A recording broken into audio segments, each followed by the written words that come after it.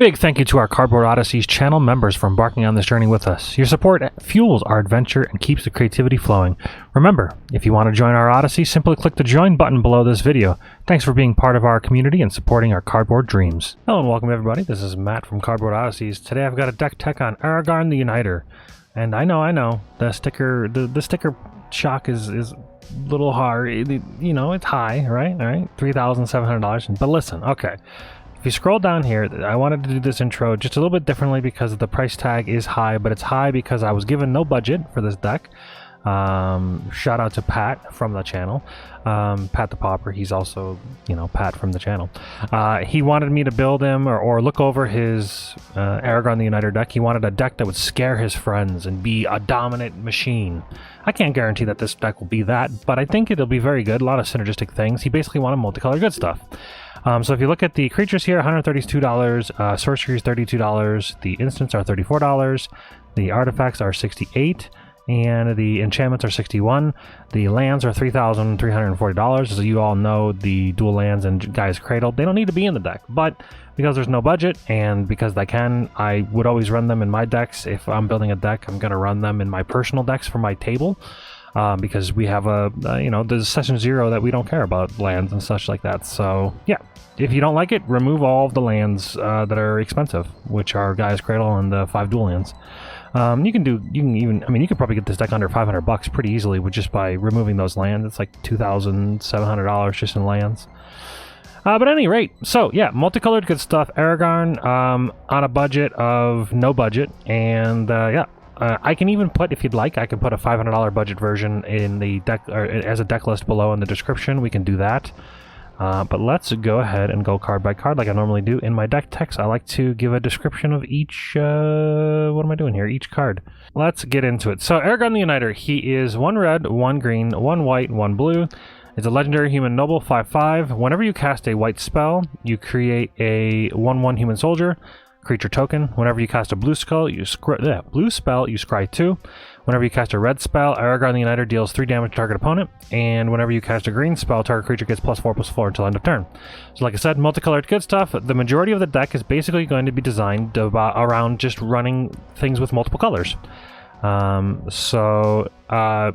Resplendent Cathar isn't one that is multiple colors, but the effect and the actual power of this creature really leans into just still being able to be ran. You still get a 1/1 from casting it if you have your commander out, but it's a 3 mana star 4 vigilance legendary creature human knight. Adeline Resplendent Cathar's power is equal to the number of creatures you control. Whenever you attack for each opponent, you create a 1/1 white human creature token that's tapped and attacking that player or planeswalker they control. A lot of the deck is centered around, it's not really human tribal, but there actually are a lot. You could go human tribal for sure. There are a lot of humans in the deck. It's kind of like human legendary multicolored good stuff is like the best way I could describe the deck. I haven't got a chance to play it yet, so I don't know, but I'll give it to Pat, and if he wants to build it, he'll build it, and he'll let me know. But yeah, this is just a good, very good card that comes down, makes lots of bodies, creates tokens, and there are some things in the deck that synergizes with that, like Gaia's Cradle and some anthems. And also this card. So Aragorn, Hornbug Hero. Sure, we'll call him Hornbug Hero. 1 colorless, 1 red, green, white. Legendary creature, human soldier. It's a 4/4. Attacking creatures you control have first strike and renown 1. When a creature with renown deals combat damage to... renown 1 deals combat damage to a player. If it isn't renown, you put a 1/1 counter on it and it becomes renown. And then whenever a renowned creature you control deals combat damage to a player, double the number of 1/1 counters on it. So just a way to grow a lot of the creatures, since you'll have a lot of them. It's a go-wide human tribal deck / legendary multicolored good stuff. You've got Aragorn, King of Gondor. Basically all the Aragorns. They're all synergistic in themselves. They're all in the right colors, so you might as well run them. This guy here is a 4/4 Vigilance Lifelinker that when it enters the battlefield, you become the Monarch.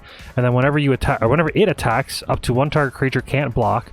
But if you're the Monarch, no creatures can block this turn, which is a very strong thing to do. Once you cast this and just become the Monarch, all of your creatures are just unblockable for the turn. As long as, of course, you have a way to give him haste, or if he's been out for a turn. So, very strong, very strong. Birds of Paradise, just a mana dork. Bloom Tender, also a mana dork. For each color among permanents you control, add 1 color, so this can add up to 4, because it's a 4-color deck. You got Boromir, Warden of the Tower. This is a Vigilance 3/3. Whenever an opponent casts a spell, if no mana was spent to cast it, counter that spell.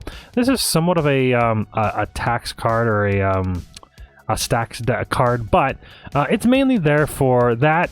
That helps, but also it is a legendary human. It's a 3/3, so it's a decent power toughness, and you have the sacrifice him, and creatures you control gain indestructible until end of turn, and then the ring tempts you.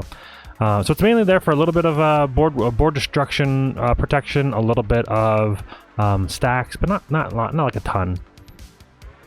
You've got Chulain, Teller of Secrets. I'm sorry, Teller of Tales. It's a 2/4 Vigilance. Whenever you cast a creature spell, draw a card, then you may put a land from your hand onto the battlefield. You can pay 3 colorless, return target creature you control to its owner's hand. There's just since you have multicolored spells and you're casting them to try to get all the benefits from Aragorn, I thought that being able to return a creature to its owner's hand and then be able to recast it, you'll draw the card, you'll scry or do all the things that Aragorn does. So you'll be able, if your hand runs light, you'll be able to return a creature and get a bunch of effects again from Aragorn. That's the whole purpose of just casting multicolored spells. So you'll see there are spells that technically would be better in the deck as other versions of themselves that are like just better in like for instance counter spell, for instance Dovin's Veto. Well, I would say Dovin's Veto is better, but there's things where I picked the multicolored version of this kind of thing that spell is designed to do because of the extra benefits you get from Aragorn. That's the whole stipulation of the deck. So there you go. You got Delighted Halfling, just another mana dork for legendary permanents. There are a ton of legendary spells, so it's great. Aramir, King of Rohan. It's a double striking 2/2, and when he enters the battlefield, he gets a 1/1 counter on it for each other human you control. You're making humans with Aragorn. Most of the deck is humans, so this thing should come in as a very large double striker. And then when it enters the battlefield, target player becomes the Monarch. I don't know why you would ever give anybody else the Monarch, but I guess there might be some kind of strategy involved. And then also Aramir deals damage equal to its power to any target. It could be somebody's face if you have a ton of humans, kill somebody. It could be killing just a creature, but for 5 mana for a fairly large double striking body that also synergizes with the commander and the deck is pretty good. You've got Éowyn, Fearless Knight. It's a hasting 3/4, and when it enters the battlefield, exile target creature an opponent controls with greater power. Legendary creatures you control gain protection from each of that creature's color until end of turn. Most notably, it just exiles the creature and never comes back. It's just a straight up Path of Exile. Boom, done. As long as it has more power than Éowyn, you're good to go. So it's a removal on a stick, but it also synergizes and you get some extra benefits with Aragorn. You've got another Éowyn card here, Éowyn Shield Maiden for strike 5/4. At the beginning of combat on your turn, if another human enters the battlefield under your control this turn, you create two red human knight creature tokens with trample and haste. Then if you control 6 or more humans, draw a card. If you play this with Aragorn, you'll have 3 humans already, plus Éowyn's a human and Aragorn's a human. That's already 5. There's a good chance you'll just be able to draw a card immediately, also being able to get 2 free 2/2s. You'll almost always be able to get the 2/2s during combat, even if you don't swing. Yeah, pretty good. You got Esper Sentinel. It's a human. It's also just a really, really good card. There are ways to buff it up, not only with Aragorn's plus ability, but just with 1/1 counters as well. So just good card advantage, and everybody knows Esper Sentinel's a fantastic card. Faerbro Elder, another mana dork that gets taps for a color of mana equal to the number of colors of permanents you control. So upwards of 4. Pretty good. At least 2. You've also got Faramir, Steward of Gondor. It's a 2/2, which is fairly low, but whenever a legendary creature with mana value 4 or greater enters the battlefield under your control, you become the Monarch. So somewhat of a Monarch theme, which kind of makes sense. Aragorn was the king, I think. So it makes sense that you get a lot of Monarch things. So more theme, I guess. But at the beginning of your end step, if you're the Monarch, you create 2 1/1 white human soldier creature tokens, which is fantastic. Just getting free bodies to block with, also to attack with, and of course with the Monarch you draw a card. So a lot of things that it does for only 3 mana. Galadriel, Light of Valinor. You've got a 3/3 Elf Noble, so not a human, but is another legendary creature and has Alliance. Whenever another creature enters the battlefield under your control, choose one that hasn't been chosen. You add triple green, put a 1/1 counter on each creature you control, which is insane, and scry 2, draw a card. It's pretty fantastic. Just you'll have tons of creatures entering the battlefield, on average 1 to 3 a turn, probably more. So you'll almost always get all 3 of these effects, which is very strong. Yeah, it's just great. You've got General Ferris Rokirik. Hexproof, a multicolored 3/1. Whenever you cast a multicolored spell, you create a 4/4 red and white golem artifact creature token. Turns out the majority of your deck is multicolored, so this guy's just free 4/4 tokens. Why not? They're also multicolored, which is relevant. Not a human or a legendary or anything, but just a really good multicolored synergy spell.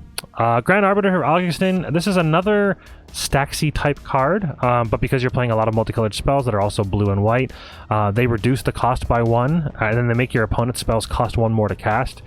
So a little bit more Staxy, but I think it's a very strong card, and because we're running a multicolored deck, it just makes sense. I think it's also a human? It's also a human, why not? You've got another human here, Hero of Precinct 1. It's just a 2/2. Whenever you cast a multicolored spell, you create a 1/1 human creature token. Just another way to generate more monsters. More monsters? Are they all monsters if they're humans? Inga and Essica, they look, another human. 4/4. Creatures you control have vigilance and add 1 mana of any color. Spend this mana only to cast a creature spell. You're going to be creating a lot of mana dorks, which are the 1/1s you create from Aragorn or the last guy or the guy before that. A lot of things you make are creatures, and then you'll have a ton of them for tons of mana. You also have, whenever you cast a creature spell, if there are 3 or more mana was spent by creatures, you get to draw a card. You'll have a lot of mana dorks with this, and you'll be able to draw a decent amount of cards as well, which is fantastic. You have Jetmir, Nexus of Revels. It's a 5/4, and it just gives you a bunch of pluses the more creatures you have. You get +1/0 in Vigilance if you have 3 or more. You get +1/0 in Trample if you have 6 or more. And you get Double Strike as long as 1/0 in Double Strike as long as you have 9 or more creatures. All of your creatures get that, which is fantastic. Just this guy, with the right amount of creatures, obviously with 9 would be the best, can turn your team into monsters. +3/0, Vigilance, Trample, and Double Strike. Just a powerhouse for only 4 mana. And of course you get all the benefits from Aragorn if Aragorn's out. Noble Hierarch, just another good mana dork. You've got Riene, Angel of Rebirth. Flying 5/4. Other multicolored creatures you control get +1/+0. The majority of your deck is multicolored, which is great. But then you also get, whenever another multicolored creature you control dies, return it to its owner's hand at the beginning of the next end step. Just a little bit of kind of board wipe reassurance that you're not going to lose out on, your creatures all dying. You've got Roaming Throne. So it's a 4 mana for 4/4, Ward 2, which is fantastic. As Roaming Throne enters the battlefield, choose a creature type. Roaming Throne is the chosen type in addition to his other types. You're going to always pick human, almost always, because this is mainly for Aragorn itself, being able to get double triggers from Aragorn, because it has as the last ability, if a triggered ability of another creature you control of the chosen type triggers, it triggers an additional time. All of Aragorn's abilities are triggers, so it'll double all of the triggers from Aragorn, plus all of the other legendary creatures that are mostly humans also will also trigger as well. You've got Samwise Gamgee. Whenever another non-token creature enters the battlefield and you control, create a food token, and then you can also sacrifice 3 food tokens. Return target historic cards from your graveyard to your hand. Artifacts, legendaries, and sagas are historic. You run a lot of legendaries in the deck, a decent amount of artifacts, not really, like 8 or 9. But this is mainly for just a little bit of protection from board wipes and from removal, being able to return things from the graveyard to the hand. Plus, it is also a way of generating, a little bit of life gain. It's something. Sometimes you need it. It's not too bad. You just kind of.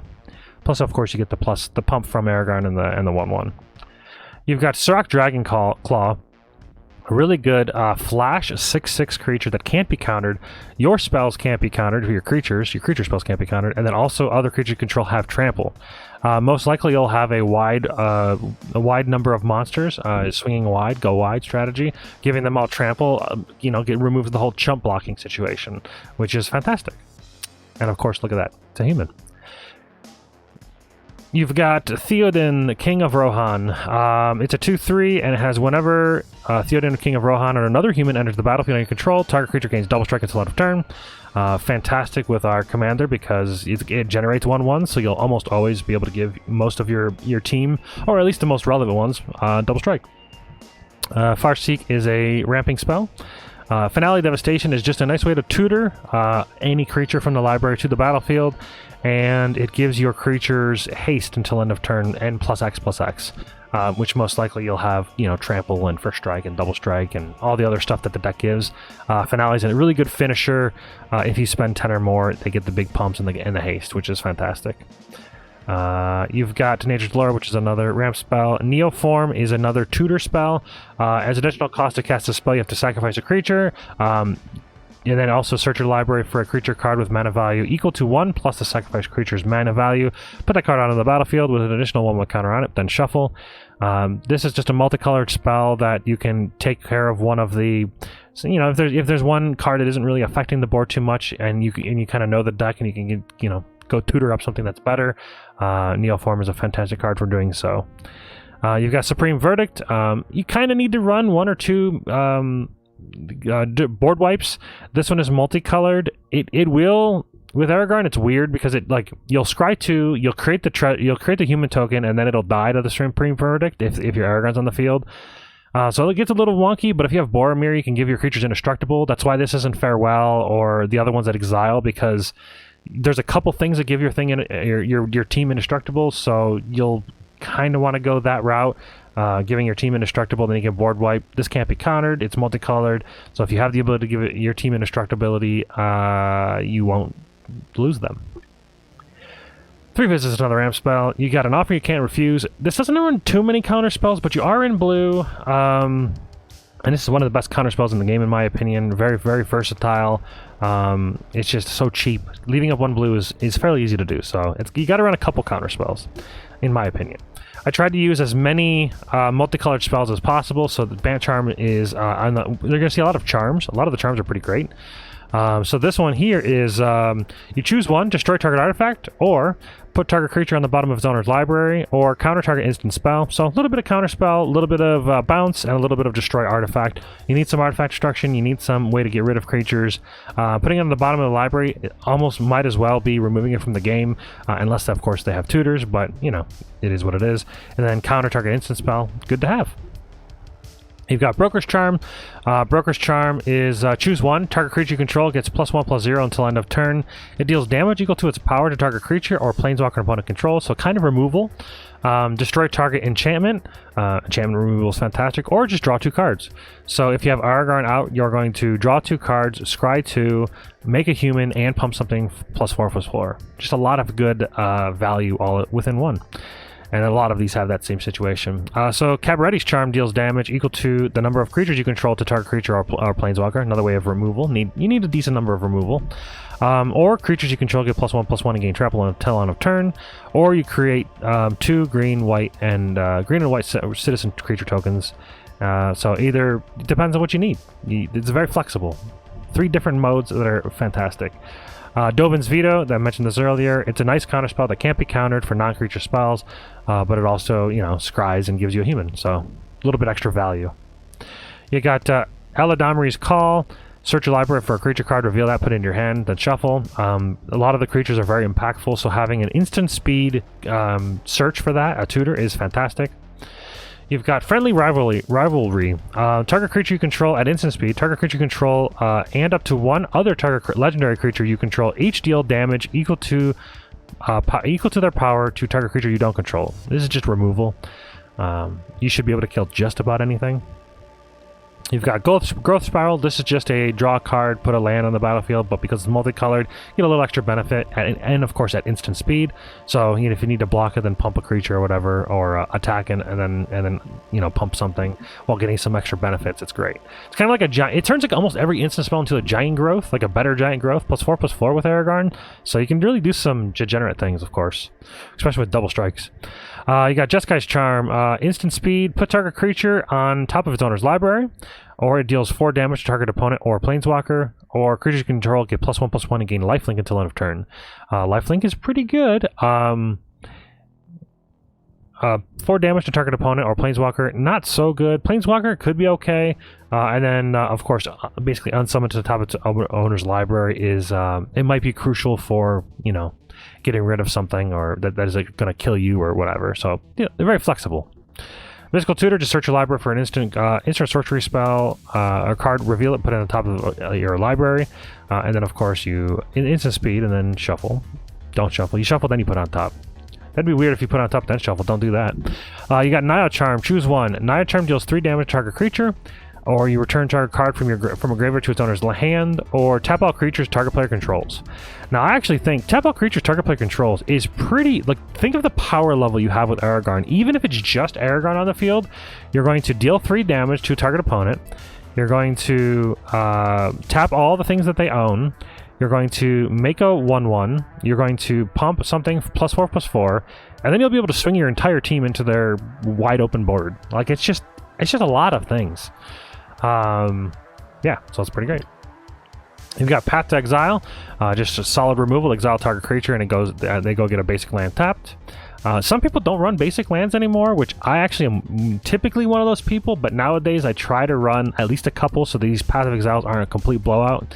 But I'm typically like, there's so many good lands, why would I run basics? But, you know. You've got Civic Charm, another great charm. Target creature gets +3/+3 until end of turn, so with Aragorn it's going to be +7. Or permanents you control gain hexproof until end of turn, so a really good way to protect your board state. Or return target creature to its owner's hand. Just nice, very flexible instant speed card. We've got Sphinx's Revelation, a very, very strong card that doesn't really see much play anymore. I think it's got power crept out of the format, or I just remember it being really strong, and I think you can just get tons more value with it in Aragorn. So at instant speed, you can pay X after you pay 2 blue, 1 white, and X. You gain life, or X life, and draw X cards, and then with Aragorn, of course, you'll scry and also create a dude. Pretty good value. And then you've got Swords of Plowshare, another good removal. Exile target creature, its controller gains life equal to its power at instant speed. Worldly Tutor, instant speed, search your library for a creature card, reveal that, shuffle your library, put it on top. Nice little tutor there. Alright, so we got Andoril Narsil Reforged. So it's an equipment legendary artifact. Ascend, if you control 10 or more permanents, you get the city's blessing for the rest of the game. And whenever equipped creature attacks, you put a 1/1 counter on each creature you control. If you have the city's blessing, you put a 1/1 counter on each creature you control, put 2 1/1 counters on each creature you control instead. So it's I kind of attribute this to sort of it's like an extra sword of whatever, you know, there's like Sword of Feast and Famine, sort of Body and Mind. This is kind of like an extra sword. It's the same cost, it's just kind of reversed. Instead of it being costing 3 and equipping for 2, it's costing for 2 and equipping for 3. But giving that amount of creatures, +1/+1s, like, you'll have tons of tokens. Just being able to get the city's blessing is going to be easy. Putting 2 creatures, 2 1/1 counters on each creature you control is pretty nuts. And it's on attack, it's not on damage. That's very relevant. Alright, so you've got Arcane Synod, just a mana rock. Chromatic Lantern's another mana rock, but it is a mana rock that also makes your lands tap for 1 mana of any color, which is fantastic. You've got Fellwar Stone is another mana rock. Horn of Gondor. When Horde of Gondor enters the battlefield, you create a 1/1 human soldier creature token. It's a 3 mana artifact as well, legendary artifact. And then you can tap 3 mana and tap it, and you create X 1/1 white human soldier creature tokens, where X is the number of humans you control. Well, you know, we're running a lot of humans, and we're creating a lot of humans with human tokens, so this could just be 3 mana, tap it, create 10 human soldiers. Pretty good. Landing Greaves is just a way to protect your creatures to make sure that you can keep the things like Aragorn, of course, on the battlefield safe and sound. Has no equip cost, and it gives the creature haste and shroud. Skull Clamp. So Skull Clamp's a little interesting, but the deck makes so many 1/1s that I feel like it's a very good draw engine.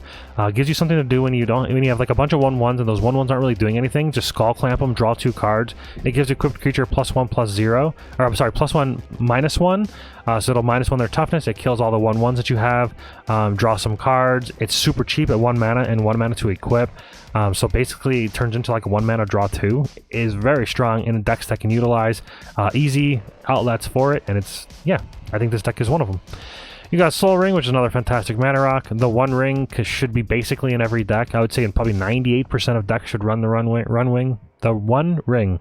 It's 4 mana, legendary artifact, indestructible. When it enters the battlefield, if you cast it, you gain protection from everything until your next turn.